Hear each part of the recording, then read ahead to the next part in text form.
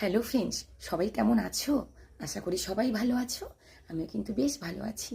তো অন্যান্য দিনের মতন আবার চলে আসলাম অরিজিনাল ভয়েস ভিডিও নিয়ে। তো এইভাবে তো আমরা বড় লং ভিডিও খুব একটা করার সময় পাই না।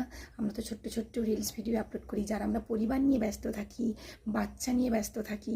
তো তারা আমরা এরকমভাবে বড় ভিডিও করার খুব একটা সময় পাই না। তো আজকে একটু ফ্রি টাইম, তো ফাঁকা আছি বলে এইভাবে আসা।